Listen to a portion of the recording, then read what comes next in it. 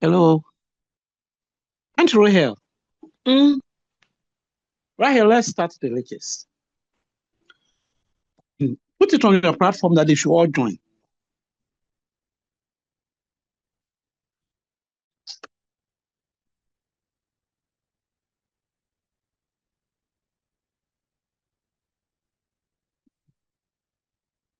Hello, good morning, everybody.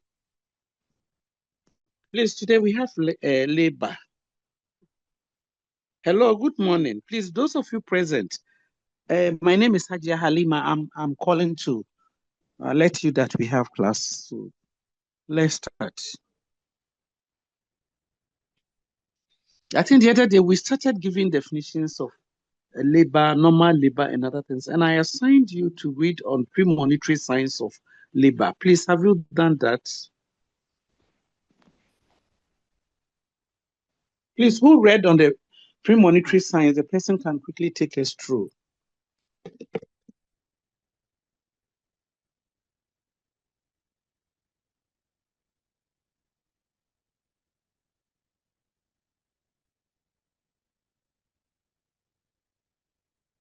Hello, please, are we together?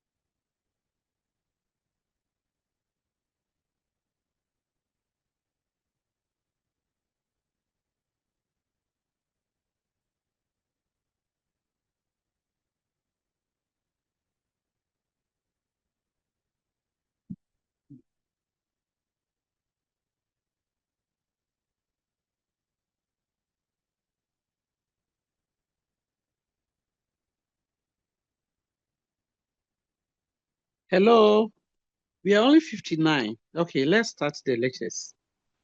We are talking about the various stages of labor and then the signs that precedes normal labor. And can somebody, please, in my class, let me remind you, when you contribute, I take your number, and then it's part of the ongoing assessment. So if you are the type who contributes in class, remember, at least you have some marks that will be awarded to you to add to your semester, unless you didn't know, but I've told you.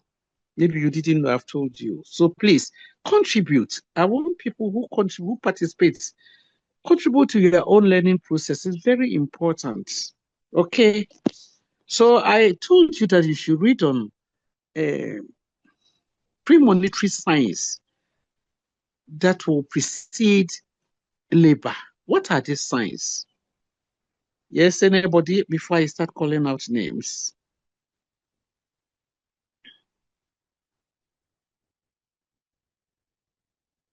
Jennifer, Jennifer, just unmute yourself and mention just one.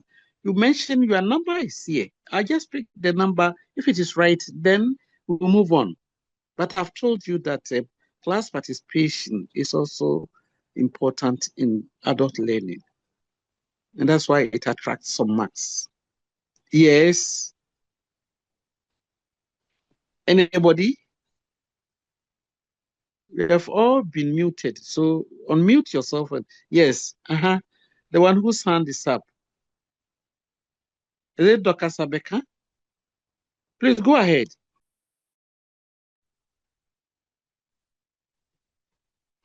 Yes, Dr. Sabeka. Is she the one?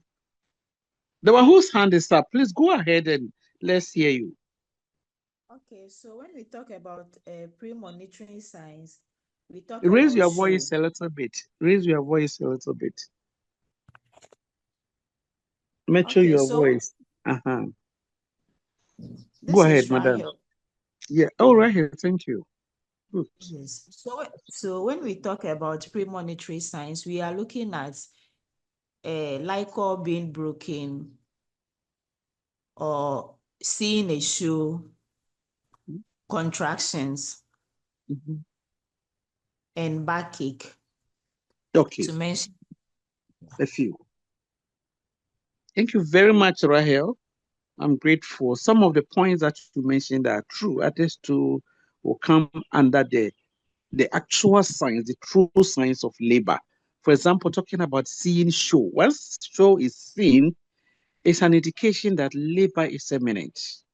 But we are talking about, but you mentioned some of them anyway. You mentioned back pain or backache. Yeah, it's one of the premonitory signs.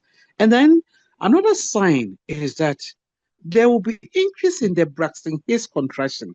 You know, Braxton Hicks contractions are contractions that are painless during pregnancy, especially throughout pregnancy and getting to term. The woman will be experiencing contraction of the uterus. Meanwhile, it is so painful. But getting to the later part of term, you see that this same painless contraction called the Braxton Hicks contraction will increase in intensity. And it is one of the premonitory signs. There will also be lightening. Where lightening means the pelvic floor muscles will then become softened. And when it softens like that, it then paves way for the fetal head to enter into to descend into the pelvic brim. So at the end of it all, the fetus is engaging. The greater part of the head is entering the pelvis. And in that case, labor is getting closer. There will be frequency of mituration. These are some of the premonitory signs. Frequency of urinating by the woman. Why? Because any explanation to that one? Why do you think the woman is experiencing frequency of mituration as one of the premonitory signs of labor? Any idea? Anybody? Unmute yourself and answer. Yes. Comfort. Yes. Go ahead. Go ahead. So Why it's is it? because it's because the uterus is pressing on the bladder, hence it's making the woman to maturate frequently. Good. The bladder is a pelvic organ. It is only when labor is imminent that it becomes an abdominal organ. And so the fetal head, in an attempt to enter into the pelvis, will then press on the bladder so that the slightest pressure that is exerted on the bladder in a course of the woman laughing helplessly, coughing, jumping, doing any activity, would then cause the bladder to be emptied by the woman urinating. So that is why it is one of the premonitory signs of labor. And then I've mentioned the Braxton Hicks contraction that will intensify to signify that the labor is imminent. Okay. Any other sign, any other premonitory signs?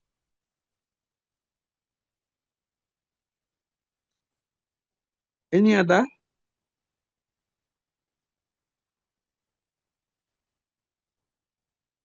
Okay. Another premonitory sign of labor will be that the contractions that we have already said will be increasing. in intensity. And then another sign of another premonitory sign with that, you see the woman's spine. There will be increase in the curvature of the back of the woman. Why? Because the abdomen, the uterus is thrown forward. And if she's somebody who has delivered before, especially the multiparous woman, you see that the abdomen becomes pendulous. The abdomen looks a little bit pendulous. Why? Because of the laxity. It's because of the laxity of the uterine muscles. Then the uterus the abdominal muscles will also lax, and then it will throw the uterus forward. And so the uterus or the abdomen will look pendulous. So these are the few premonitory signs of labor. Let's go to the stages of labor. What are the stages of labor? You mention one and then you explain. At least we have 4 stages of labor. What is first stage of labor? Hello. So talking about first stage of labor, yeah, somebody's on. Yeah, Rahel. Rahel, what is first stage of labor? Go ahead. Please go ahead. African, your name. Oh, let me see. Today you are contributing, you are doing well, so I have to. Go ahead, Rahel. What is first stage of labor? We've been talking about first stage of labor, Rahel, table. Right, what I can't find your index number is 3, 22, 30, 22, 8, 25. Right, is your number correct? Hmm. Okay. Please go ahead. We are listening to you. Hello. You have been muted. Please, let's tell the IT people. Please, IT people, if you can hear me, just unmute them and then make me the host so that whoever is making noise, I will put the person in the waiting room. Then the lectures can continue because somebody wants to contribute and they have all been muted and nobody is doing anything. It doesn't make the class, the lectures joyous. So please, if you can unmute all of them, whoever makes noise, I'm here. I'll put the person in the waiting room. You don't worry about that one. Because Narahe wants to contribute. Yes, I'm now the host. If I'm the host, then I have the right to mute and unmute. Right.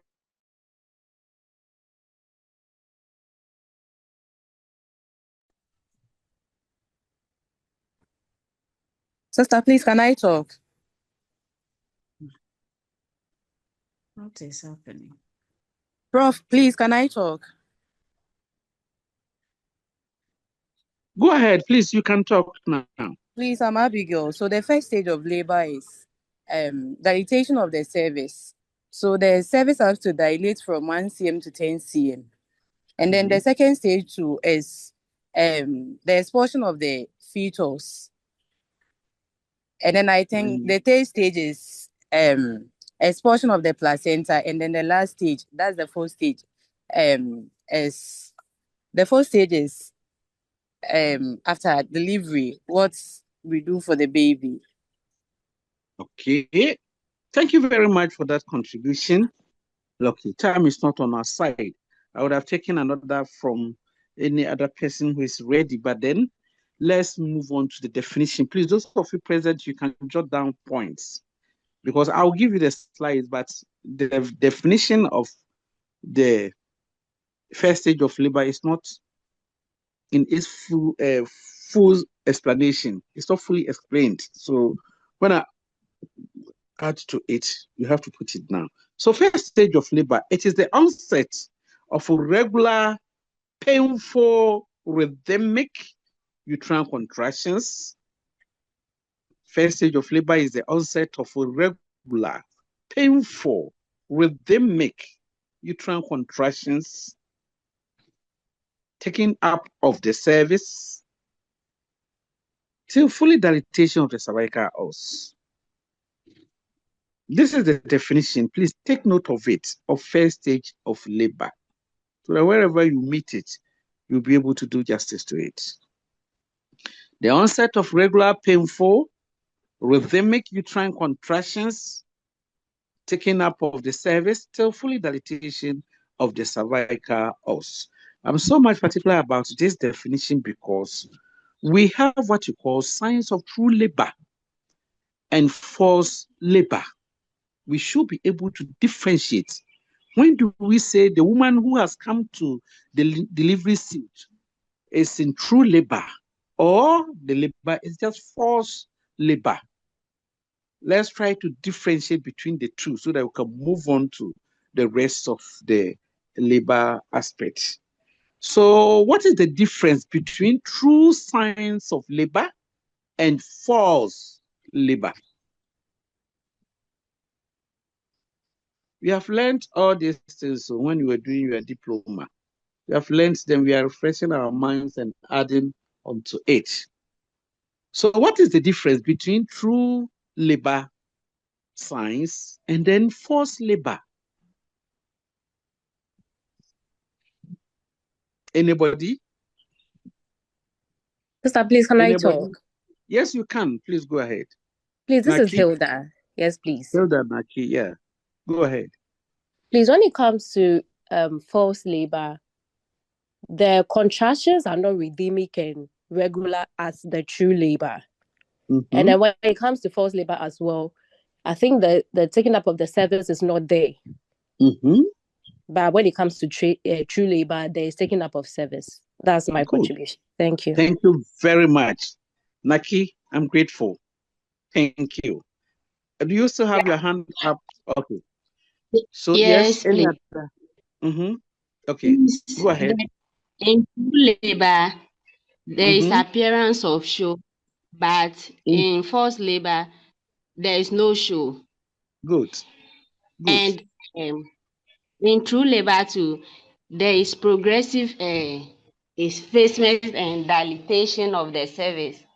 But in false labor, there is no dilatation. There is no effacement and dilatation. Good. Very good. Thank you very much. So all those points that we have mentioned are true. So in true labor, we can say that in true labor, contractions are rhythmic in nature. Patient experiences the contractions even when she's sleeping. When she's walking about and it is time for contractions to start, it will start. Unlike forced labor, contractions fades away when the woman is about and is walking about. When she's up and walking about, contraction tend to cease. Apart from that also, in forced labor, the contractions are not regular. Like you see regular rhythmic uterine contractions in true labor. It is not so in forced labor. In true labor, there is appearance of show, that is the operculum, stained with blood streaks. The tenacious mucus that blocks the cervix during pregnancy will be dislodged in true labor. And anytime the client sees show, it signifies that she's in true labor. Because once the show dislodges, once the operculum dislodges and comes out, then cervical dilatation is taking place. But if it is forced labor,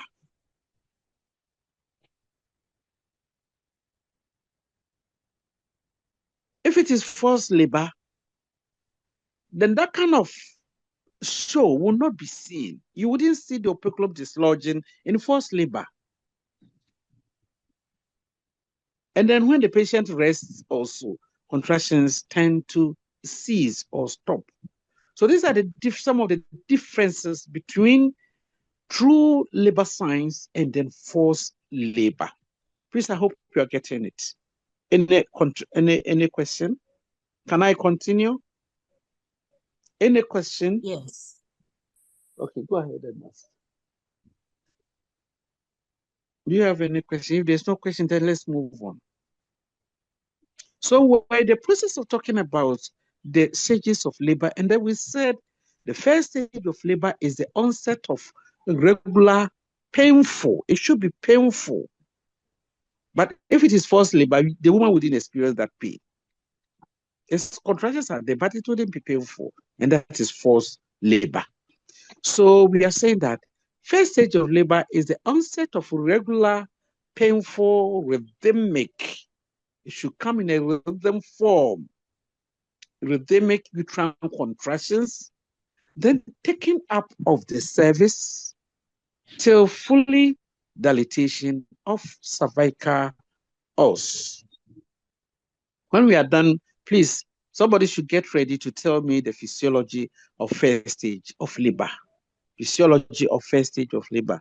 Rahel, get ready, prepared, and then you deliver on the physiology of first stage of labor. Let me continue. So we are saying that once there's a regular painful rhythmic uterine contraction, patient is already in the first stage of labor. And the duration, as one of you said, the duration of the first stage of labor lasts for about 15 to 18 hours. Within a period of 15 hours, first stage of labor should have come to an end, and then labor, the second stage of labor will start. That is the first stage of labor. Then the second stage of labor. The second stage of labor. It is the exposure. Normally, it starts from 10 centimeters of cervical dilatation, where no cervix will be felt around the presenting parts. There will be no cervical rim felt around the presenting parts. Then we say the second stage of labor has started. Now, until the fetus and the amniotic fluid, umbilical cord is out completely, then we say second stage of labor is now complete. So second stage of labor starts when the expulsion of the baby is completed.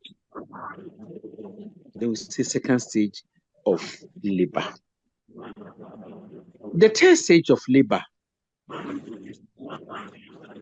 Third stage of labor is the complete expulsion of the placenta and membranes and control of hemorrhage. Please, when I ask you to define third stage of labor or explain third stage of labor, and you don't add control of hemorrhage, then you haven't completed your definition. Then you haven't completed your definition of third stage of labor. It should be that is the complete expulsion of placenta and membranes, and then control of bleeding. If bleeding is not controlled, then third stage of labor is not completed. Now, definition of fourth stage of labor. Rahel, do remind me so that after the lectures, I'll give you the slides. Now, looking at the fourth stage of labor, it is a 6 hours vigilance, observation of the client and then the baby. Please don't let us leave the baby out. As some books will say, the neglected baby. Don't neglect the baby. The baby forms part of whatever you are doing.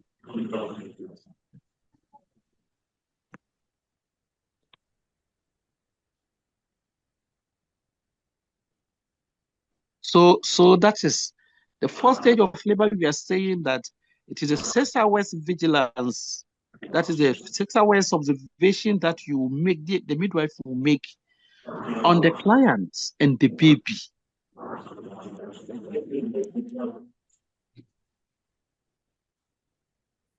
Joanna, I'm muting you. If you mute yourself, I'll put you in the waiting room.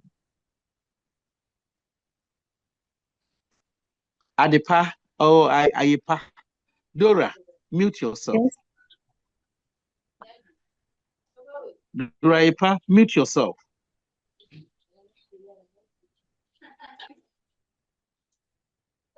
So, within that period, the 6 hours vigilance during that period is a very critical period for the mother and then the baby. It is at this time that if you don't observe the baby, sometimes the cord clamp might have fallen off. And so baby will start bleeding without you, the midwife, seeing, without the mother knowing. The next moment, baby is so pale and he's dying. So that's why we say vigilant observation of the client and her baby. In the same vein, it was during this period. It was during this period that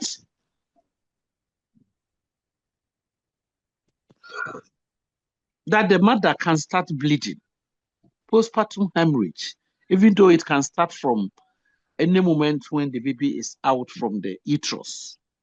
But then during the preperium, that is the 4th stage of labor. 4th stage marks the beginning of preperium. So that if the mother is not observed closely, that is the time that she can bleed and bleed to death. So that is the 4th stage of labor.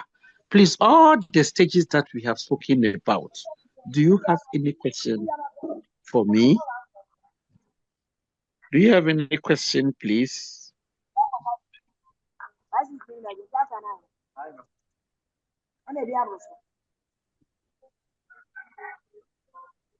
Sister, please, I have a question. Go ahead, please. Go ahead, Please, sister. is it possible, especially when it comes to the first stage of labor, that a woman will not have regular rhythmic contractions, but the cervix will be dilating and then the woman will be able to deliver? Is it possible like that? Oh, once the contraction goes with, the 3 things constitute the progress of labor. So sometimes 2 out of the 3 things will help the cervix to dilate. I think when we say progress of labor, you know what constitutes progress of labor? You know what constitutes? Hello? Yeah, you. Answer. But I don't feel like I'm so many abomono. Not some be abomono, but me try the umbra no me man. To do who you be. You be as a sign chino.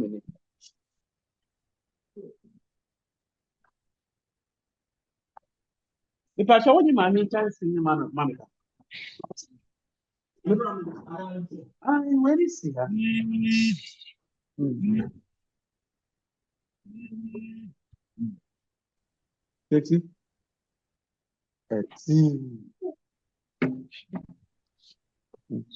Okay, yeah. So the question that you are asking, whether it is possible that a woman may be having contraction without cervical dilation, is that what you asked? No, I was rather asking if the contraction is not rhythmic and then it's not regular, but then at the end of the day, cervix was dilating. There will be slow dilatation. If the yes, please. Okay. The contractions, if the contractions is not rhythmic, it's not regular, then there will be what we call uterine inertia. The patient will end up having what we call uterine inertia. This uterine inertia, he's here, please. Uterine inertia, that can be primary or secondary. Patient may start with good uterine contraction, but at a point in time, it will stop. Yes.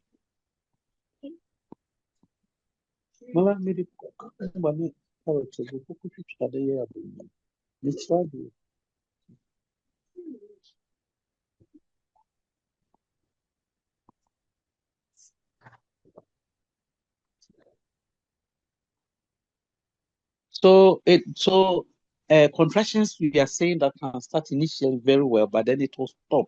If it stops, then it will affect the cervical dilatation because these three things constitute progress of labor: contractions, descent, and cervical dilatation. Please take note. If I were you, I would write it down. The three things that constitute progress of labor. Anytime you hear of progress of labor, we are talking about contractions, we are talking about descent, then we are talking about cervical dilatation. So that if something goes wrong in the course of the first stage of labor, it will affect one of these three things that constitutes progress of labor. It will affect it.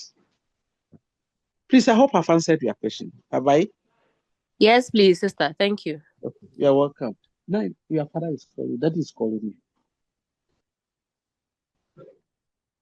Okay, so that is it. Okay, can I continue? Can we move on? Yes, Yes, you can. please. Okay. Yes, So please. what was the last sentence that I said? If you were listening. What was the last sentence that I said?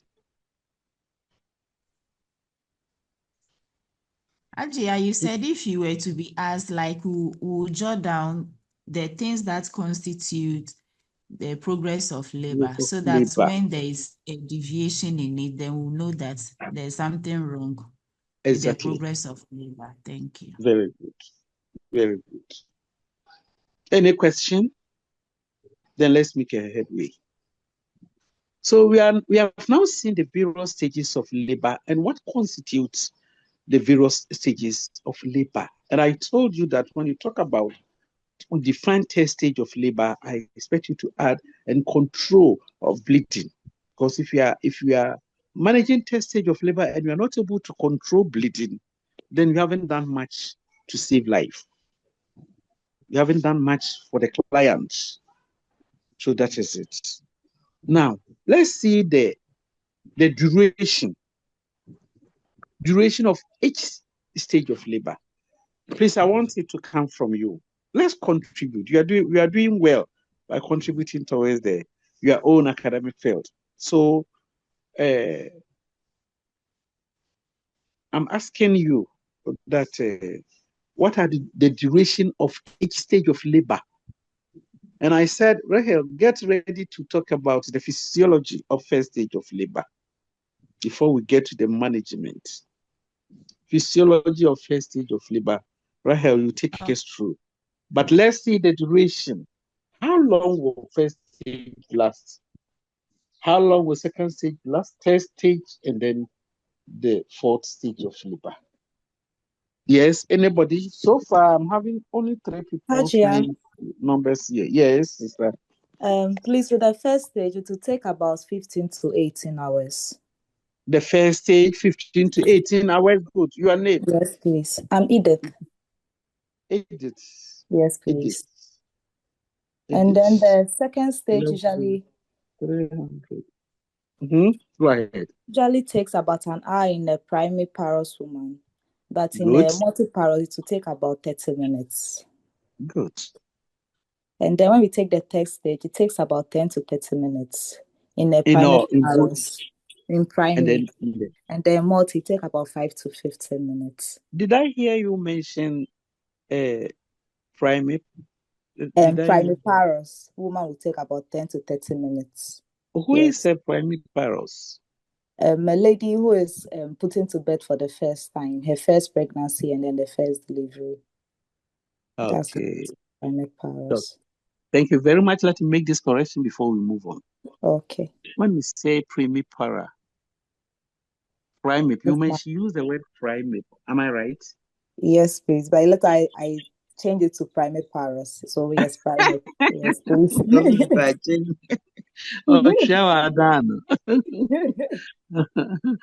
That's good. It's good that you rectified it in time. Okay, so when you people have been using primate to indicate somebody who has not delivered before, is that not what you believe? And to Yes, the extent that please. you even tend to write it, document it. You write it. You pick somebody, a client's folder, and say primate in first stage, primate in second stage of labor. What is the meaning of that? No, let's try to use the right terminologies. Yes, Yeah, ma'am. so primate is a short form of primipara. Somebody who has given birth to a child before, she has delivered before. She is the primipara. Okay. And the short form of the primipara is a primate. But you people say primate, and you are referring to somebody who is coming to deliver for the first time. That's fine. Yes. Yes, so please make that correction. Because when students come to the ward, it's like they pick it from you. They pick a lot of things from you. So Yes, try to use the right terminologies. I hope it's clear. Is yes, anybody please. lost with regards to primate, primipara, and the primigravida? Primigravida, you use the right term. If she hasn't delivered before, she's a primigravida.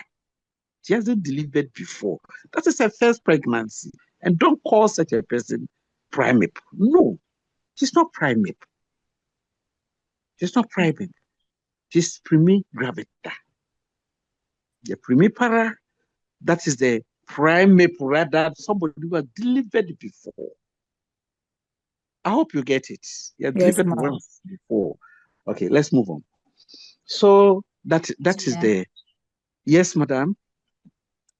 Please, this is Rahel. I want to ask. So, what of someone who maybe was pregnant before about 2 or 3 times, but no baby? You say multigravida. How do you multigravida? Gravida. Yes. She's a multigravid woman. She has become pregnant for, let's say, 4 times, but she hasn't delivered before. Yes. She's a multigravid woman. You are welcome. Let's try to use the Come again. I'd like to ask a question. You say you like the... I would like to ask a question. Oh, go ahead, please. Go ahead, ask me. So please, I want to know the difference between a knowledge and a primigravida. Are they different? A nulliparous woman, she hasn't delivered before. That person has not delivered before, yes. It's a nulliparous, but a nulliparous doesn't mean she hasn't become pregnant before. A nulliparous, she hasn't delivered before, but she might have had subsequent pregnancies. That one is there. She's still a nulliparous. Paros, delivery. She hasn't delivered before. Okay. Maybe the terminologies, the terms used in midwifery. Please, Rahel, do remind me so that I can capture it and send it to you so that you go through it. It's very, very important because sometimes you teach students in the classroom when they get to the ward and then come back, they say, they were talking about primate, referring to somebody who hasn't delivered before. She's pregnant for the first time. They are confusing them. And to the extent that people even do document it, they write it on the nurse's notes of the clients. They see that primate in second stage of labor.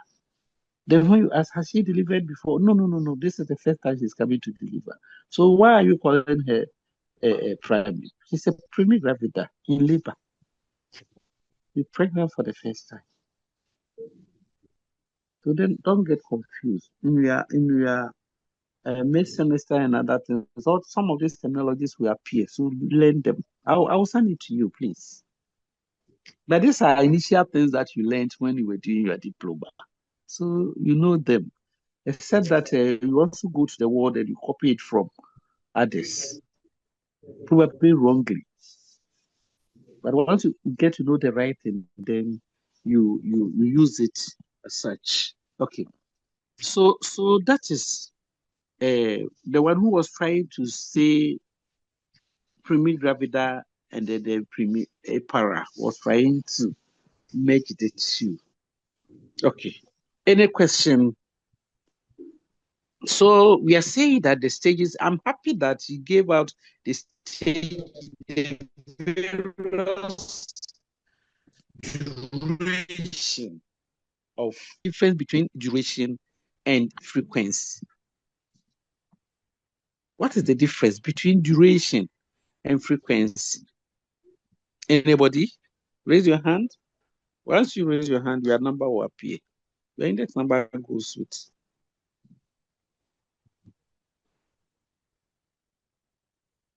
Yes.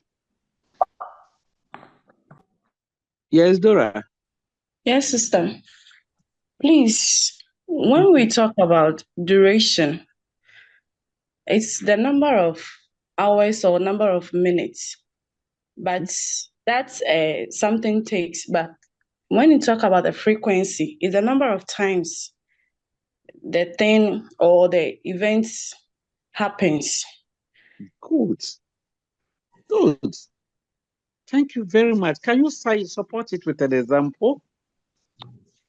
Okay, for example, using a contraction. Using contraction. Yes. Yes. When we are terming the contractions, it's how the fundus cadence. I've forgotten the term we use for it. But when you're talking about the duration, it's a number of minutes or number of seconds it will last. And the frequency within the 10 minutes, the number of contractions you will get is the frequency. So let's say in the 10 minutes, maybe you got 3 and it lasted for 20 seconds. So the 20 seconds will be the duration for each contraction, and the number of contractions you got will be the frequency. Maybe you got 3 in the 10 minutes. That will be the frequency. And the seconds it's lasted will be the duration. So that the 3 contractions that you had within, or 2 contractions that you had within, let's say, 20 seconds, how would you term it? You had 2 contractions in 10 seconds. How would you put it? Maybe I had 2 contractions lasting 20 seconds within the 10 minutes. So it will be 2 intense lasting for 20 seconds. Great. At a clap for yourself. Great. You have 2 in 10. 2 in 10. We've been using it all the time, but we need to appreciate and understand it very well. So contractions are 2 in 10. The moment you hear 2 in 10 or 3 in 10, it means 3 contractions. The patient had the frequency is 2. She had 3 contractions within that 10 minutes. Within that 10 minutes. We shall come to the timing of contractions when we are doing management of first stage of labor. But all these things that we are saying are preambles that are linked to management, to first stage of labor. So let's try to, those of you who have not been using the pantograph, please, I will urge you to do so, because you would definitely get questions on pantograph. And if Felicia will take you through that one, midwifery practice. So start, if you have forgotten about how to plot the pantograph, please start revising it. Start revising how to plot the pantograph. Start revising it. Okay. So 2 in 10 means 2 contractions lasted for within the period of 10 minutes that you timed the contraction. You had 2 contractions. Now, it depends on the duration, how long that it lasted. That will tell you what to shade. We'll talk about pantograph separately. So let me finish what I'm teaching you so that we take a pathograph and then we'll go through it. And I said one of the lecturers will also take you through pathograph in midwifery, plotting of pathograph. But then because some of you are already in the world, try to revise it, especially the revised one by WHO. Try to go through them. If you have forgotten it, you will definitely need them. So revisit it so that when we are teaching you, you wouldn't find yourself wanting. Okay. Then the duration of a third stage of labor, I think she beautifully said it. Those of you who were listening, the third stage, within a period of 5 to 30 minutes time, the placenta, no, 15 minutes, the placenta should come out in both primigravida, now that she has delivered, so both primipara and then the multiparous woman.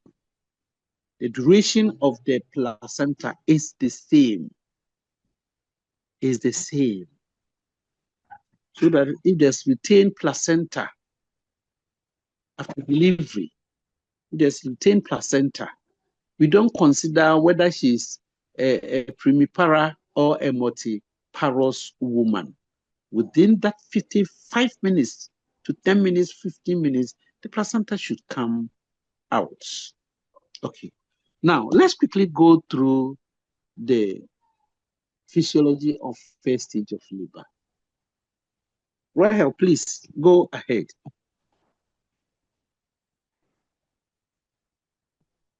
Rahel, I haven't forgotten, so we are waiting for you. I don't forget easily like that. Okay. I don't forget easily like that.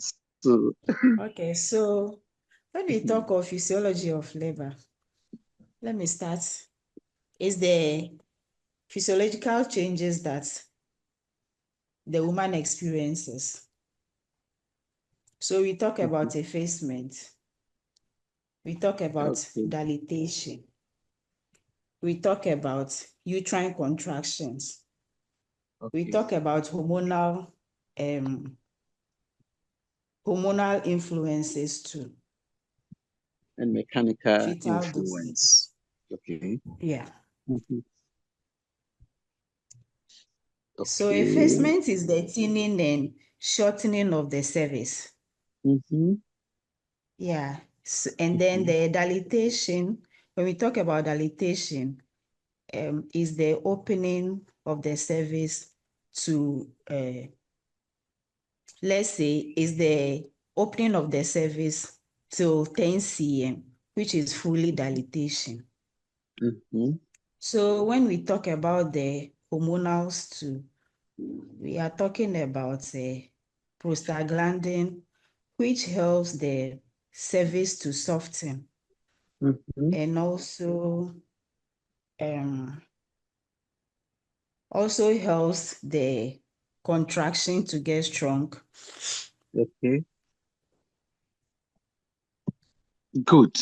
Thank you very much. You have given us the picture, except that the arrangement, you mix them up. So we are going to go through them in sequential. Okay. In sequence, yes. Thank you very much. So we'll start with contraction and retraction. What do we mean by contraction and retraction? You have been hearing it. Oh, she's having contractions. There's retraction. What is the meaning? This time around, I'm going through the distance and then get people's names too. I want to bring people on board. Yes, Audi, Justin, Esinam. What is the meaning of contraction and retraction? Yes, Audi, Justin, Esinam, go ahead. Unmute yourself and then contribute, okay? Oh, Esinam, your hand is up. Good. Go ahead. Please go ahead.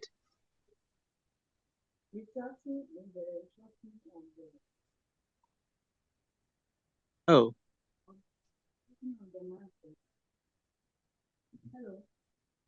Yes. Oh. It's not coming. Okay, and not somebody else can also try. Yes. Yes, Warana Fusini. Fuseni. Sir, please.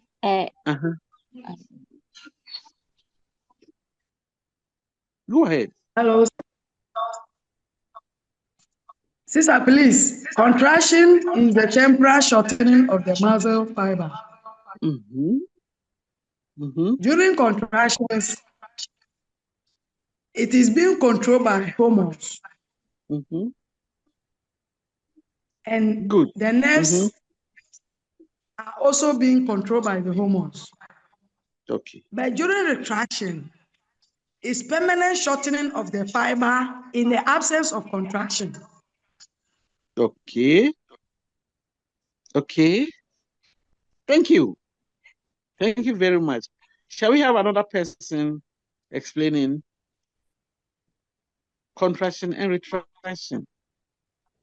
That is the first physiological changes during the first stage of labor. So we need to understand it and then we'll build on that one. Okay. So, yes, sir. Go ahead. Contraction refers to the tightening and shortening of the uterine muscles, which help to push the baby to the birth canal. And the retraction is the ability of the uterine muscles to return to its normal state after the contraction. Okay. Good. Thank you very much. Yeah, I'm also building on your PK, your previous knowledge. That's good. Yeah, talking about contraction of the uterine muscles, it's like any muscle that contracts will have to relax. So you can even try contracting your biceps or your triceps muscles. You contract and then you bring your hand down and you see it will relax. But once there's contraction, the muscles become thick and it shortens. But when there's retraction, it means that the uterine muscles, and in fact, it is the only muscle that contracts and retracts. It doesn't contract and relax. It doesn't relax. So that when it is retracting, it means that it is retaining some of the contractibility, the contractions that took place in the uterine muscles. During the retraction, some of the contraction is retained in the uterus so that the next contraction will start from where it ended. Please, I hope you are getting me. Yes, sister. Yes. So anytime you hear of contraction, it should go with contraction and realization. But then with uterine muscle, it is rather contraction and retraction, meaning that it is retaining some of the contractions so that the next contraction will spark off from where the last one ended. That is what we mean by retraction. In the case of first stage of labor and its physiology, we are seeing that the uterine muscles contract. Now, when it contracts, the upper uterine segment will contract strongly, and then it will push the baby down. It will contract and behave like a pistol. Then push the baby down to the lower uterine segment. And the lower uterine segment will, at this time, will contract and dilate. Please take note of the differences. The upper uterine, in fact, I'm getting closer to the formation of upper and lower uterine segment. From contraction and retraction, you come to the formation of upper and lower uterine segments. So I'm saying that with the contractions, the body of the uterus, the fundus and the body will contract strongly, behave like a pistol, and push the baby down. Whilst the lower uterine segment contracts and dilates to allow the baby to come out. Please, I hope you are getting the difference. Yes, sister. Which structures form the lower uterine segment?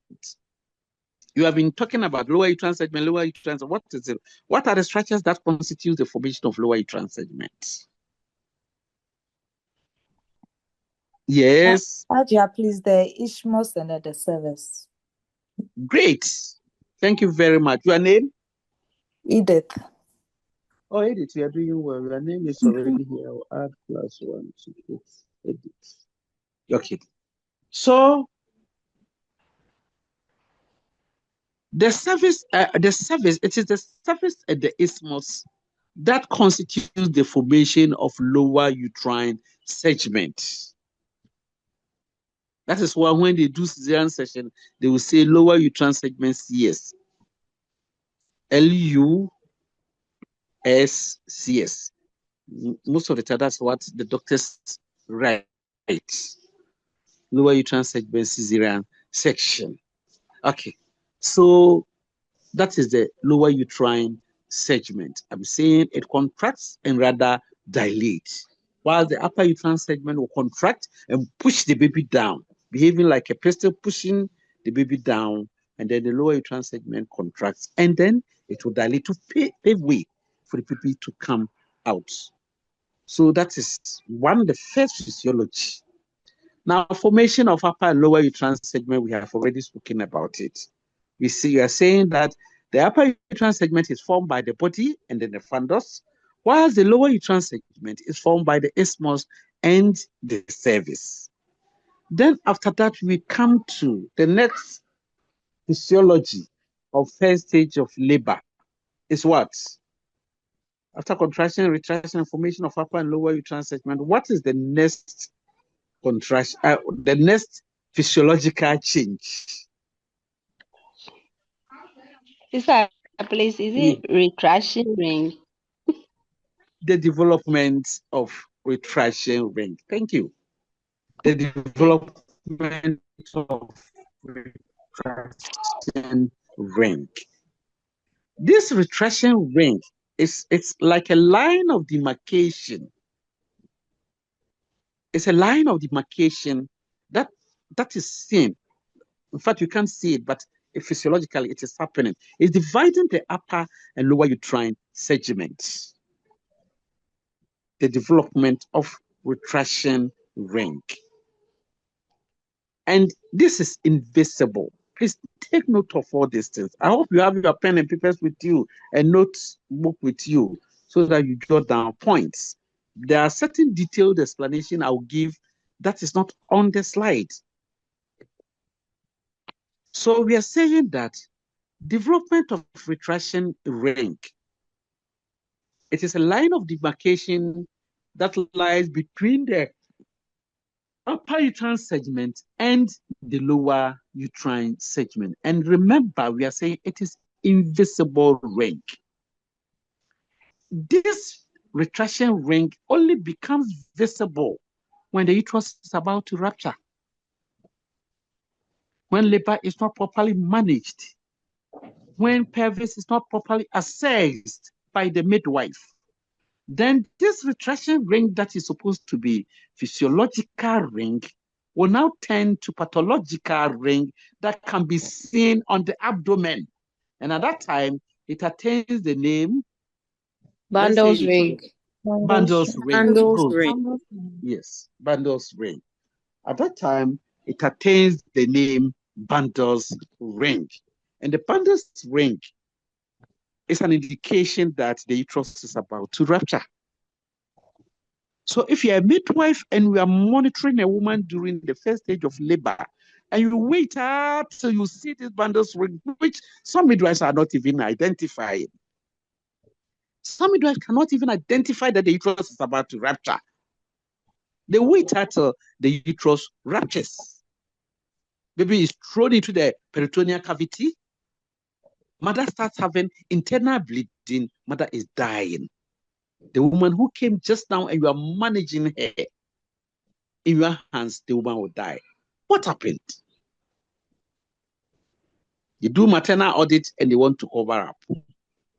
It's a very serious situation. So we are saying that don't wait till this Bundles ring becomes visible.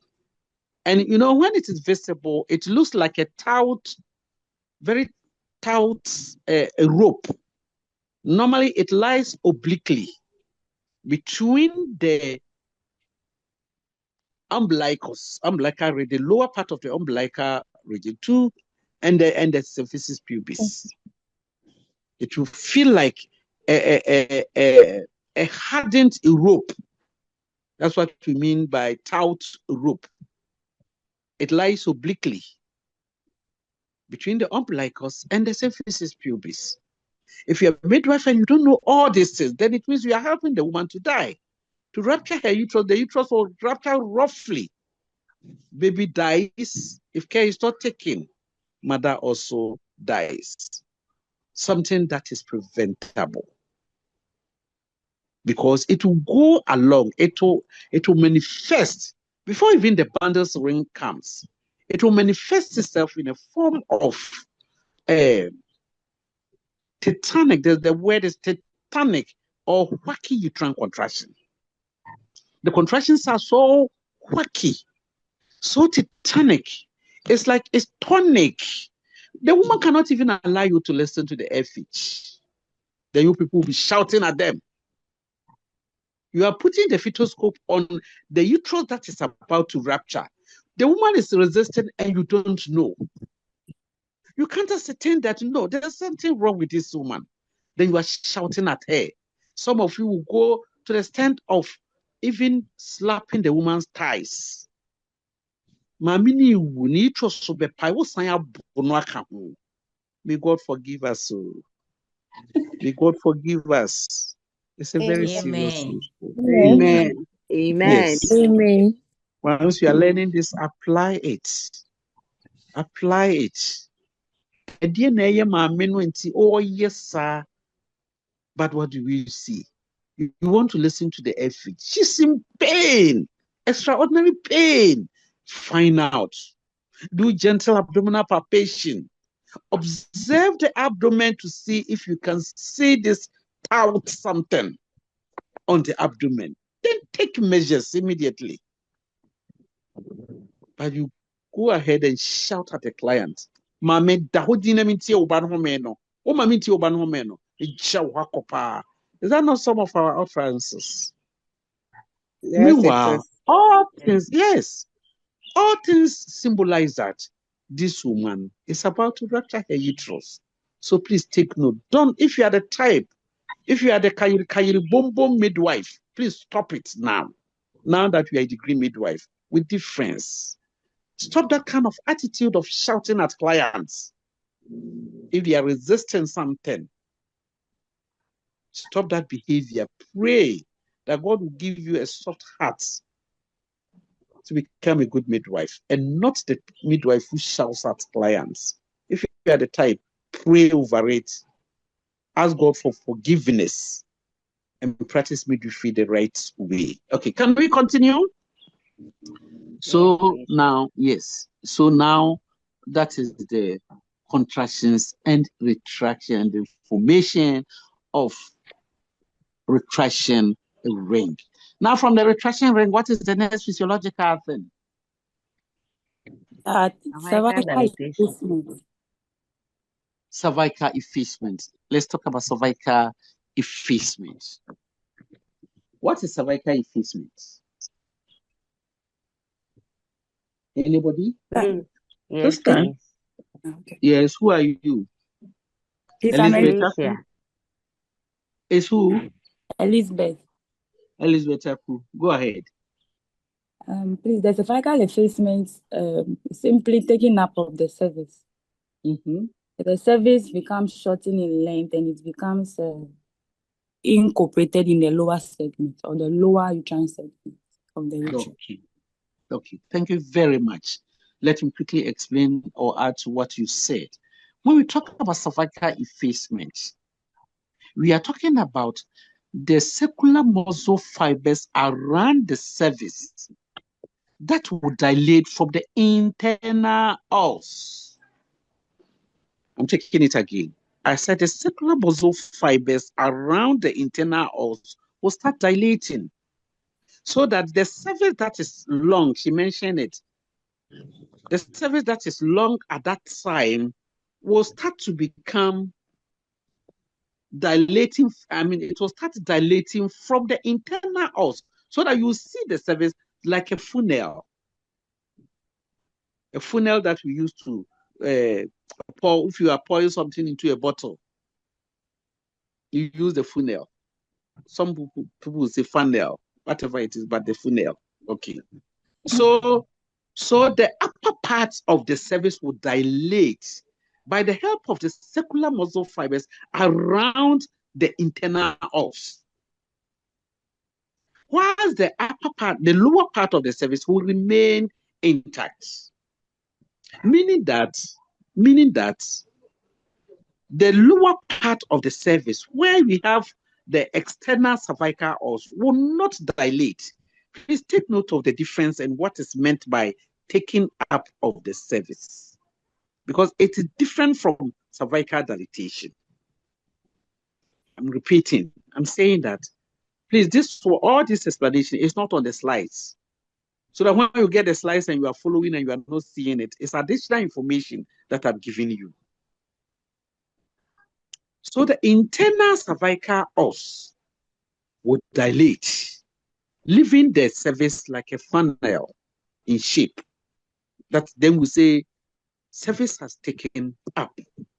Now, when it takes up, the external cervical os that was hidden. If you remember, those of you in the delivery room, sometimes when you do vaginal examination, you can't locate the external os. You'll be going round. We are feeling the back of the cervix. You'll be going round looking for the external cervical os for dilatation, but it is not dilated. Mm-hmm. Have you noticed that? Yes, sister. Yes, sister. Yes. And somebody will say, now the cervix I mean, and then if I cervical os you then you'll be going round. Now suddenly no more. Cervix, I mean, the cervix has not dilated. It has not completely taken off. It's not effaced, but then taken up of the cervix, internal cervical os has dilated. Okay, I hope it's clear. Now, when you talk about cervical dilatation, so from the taking up of the cervix, we are coming to the cervical dilatation. The cervical dilatation is where the cervix shifts up, and then the external cervical canal is now opening. The external cervical canal opens up. Now, when it opens up, the next physiological thing that you see is the dislodging of the operculum, which you all know as so.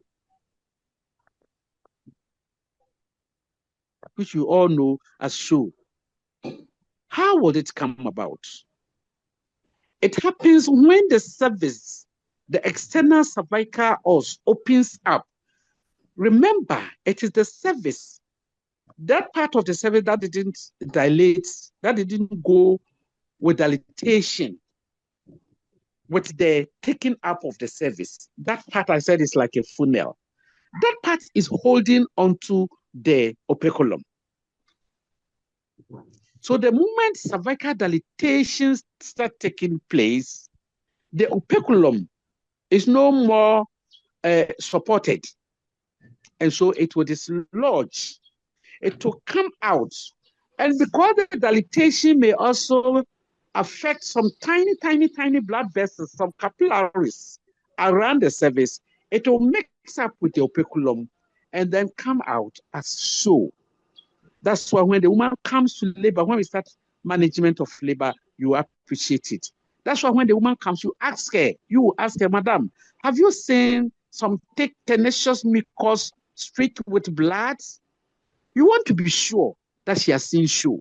Once show is seen, it means cervix are dilated. Once show is seen, it's a positive sign of true labor. Please, where I've ended, do you have any question for me? Do you need any clarity? I want you to understand and grasp it well so that when you're also teaching your students, you can inculcate all these things. Any question? Can I continue? Do you understand? Please, I want to ask a question. This is Elizabeth. Go ahead, please. With regards to the shoe, I had some in some cases, a client will come to you. You could see that the show looks so like blood stains. So in a way, we would diagnose that ABI is please excuse me, a call is coming. I don't know whether it's one of you who is calling. Let me just take it. Yeah, it was your other counterparts. They say I have classes with them. It's group B. You are group A, eh? Please, B. B, so it was group A who called that I have classes with them, but I've asked them for another 30 minutes so that I can wind up with you. Okay. So what was the last sentence that we said? I want to know whether you were paying attention. What was the last thing that I said? No, somebody said it. Yes? Hi. Mr. Please, I was asking some questions pertaining to the shoe. Okay. The shoe, yeah, okay. Then go ahead. So please, I have some instances, clients will come to you and then with the, and then when go you ahead. Yes, please. So when you see that as bleeding, and maybe you refer the client to a bigger facility and then diagnosing it as APA, they would at the end of the day call you back and tell you that this is not bleeding, but it's heavy shoe. But you could see plenty clots. So I want to know how we can identify or we can differentiate between the clots and then the heavy shoe, please. Okay, thank you very much. Thank you. With the heavy shoe and then the clots, the operculum, when it dislodges, it doesn't go with heavy bleeding. What actually happens is that if you had observed those that you refer, if you observe closely, you see that at that time they might have ruptured membranes. They might have, you people might have even ruptured the membranes yourself. You see? So the bleeding is coming as a result of vasa previa. Oh. Somebody is calling. You're called Fred. Okay.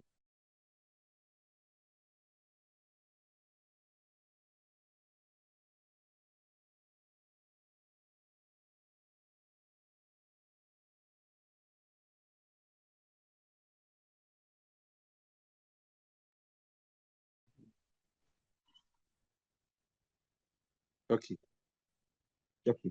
Let me, they say they have questioned me that I have to wrap up. But let me answer your question first. The heavy show is coming about as a result of what you call vasa previa. It normally happens in placenta velementosa, the velementous placenta, where blood vessels are running through the membranes. And so when you rupture the membranes, either spontaneously or artificially, then blood vessels may be affected and patient it will follow with bleeding. That is where they are talking about heavy show or heavy this thing, but it's not a heavy show per se. It's a situation that needs intervention. It needs intervention.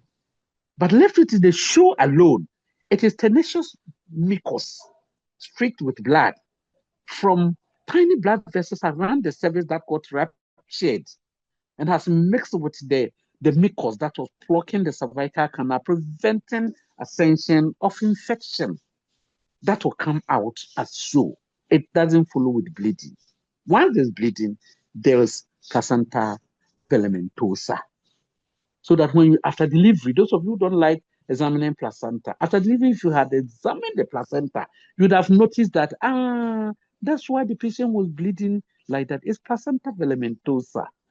Vasa previa, we call it vasa previa. Vasa means vessel. Previa means in front. And so there was a vessel running through a membrane in front of the presenting part. And the membrane was covering the baby. Midwifery is very interesting if you do understand it. It's so interesting. It's so interesting. Okay. Have I answered your question? The one who asked the question. Yes, sister. Thank you very much. You are welcome. Okay, so I'm winding up to say my time is up. I have to be with your other group, other counterparts. Yeah. Okay. It is those people who deceived me yesterday. Yesterday, I wanted to bring this very classes in the evening. So I went to a campus I went to the studio to have the lectures, only for them to tell me that no, they say there's no lectures this weekend. So we have to thank Rahel. She even, she's a good leader. She made it possible for me to have these classes. I'm happy for you. Thank you.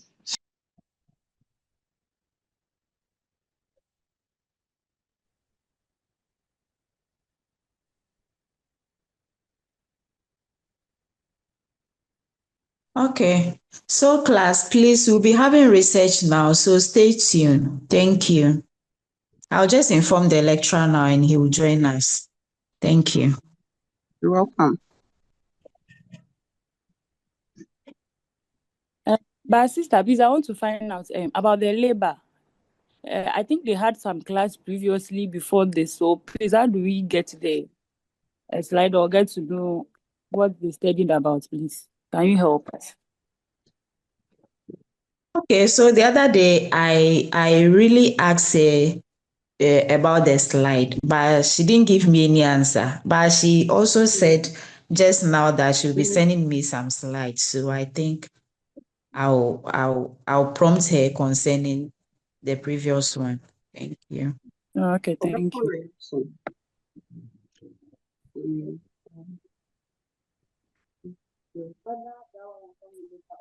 I